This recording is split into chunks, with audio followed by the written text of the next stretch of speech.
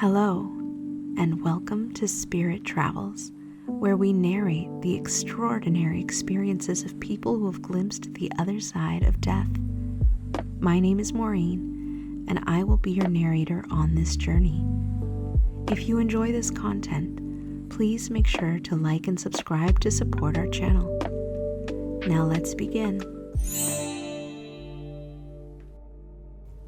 Today's NDE is by Byun.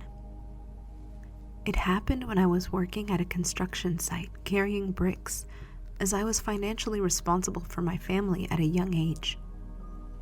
It was early morning when I was carrying bricks on my back and going up the zigzag stairs made temporarily against the outer wall of the 4-story building, when I fell with the bricks to the bottom.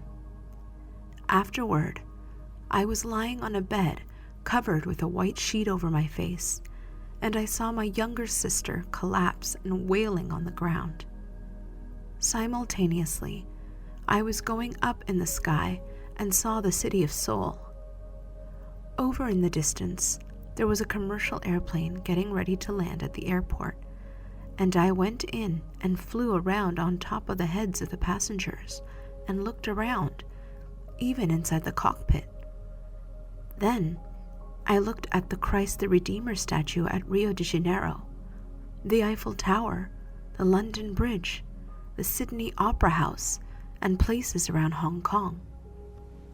Suddenly, I saw in front of me images like a movie, playing everything I'd ever done in my life, from the time I was too young to remember any of them. When I was shown times when I had stolen a radish from a field because I was hungry, when I swore at someone, when I spat on the ground, and hitting my younger siblings, etc. I felt tremendous pain in my heart when those actions were displayed in front of me. I remember vividly trying to avoid watching it, but it was all to no avail. While watching those scenes, I felt repentant for the bad actions I had taken deeply from my bones. Like being blown by a strong wind, I was inside a pastel-colored deep fog, which blew me to an extremely clean, bright light in the distance. When I arrived, this color, like that of a baby chick, encompassed me with feelings of extreme peace, and I conversed with an existence that I could not see, and talked with feelings of thoughts, and felt the answers. I knew there was an existence, a being, that was in the distance, but I could not see. I had no physical body. I just existed inside extreme peace with this beautiful sounding music coming from somewhere. Suddenly, I remembered my siblings and thought of wanting to see them.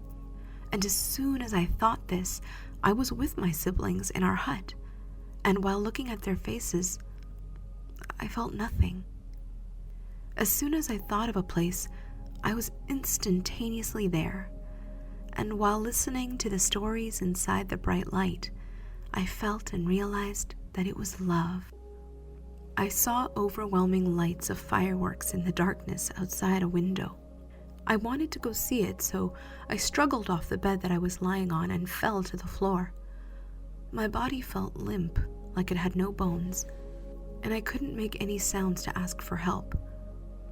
I don't know how long I was on the cold floor, but someone laid me back on my back, and it was then that I was told that I returned from the morgue. When I was discharged from the hospital, I was known as the child that died and came back to life. So the hospital deputy director and nurses all came out and sent me off.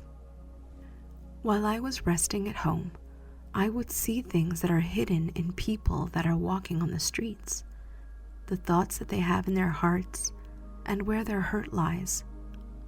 Knowing what people were thinking as they passed me was fun at first, but seeing it continuously became difficult.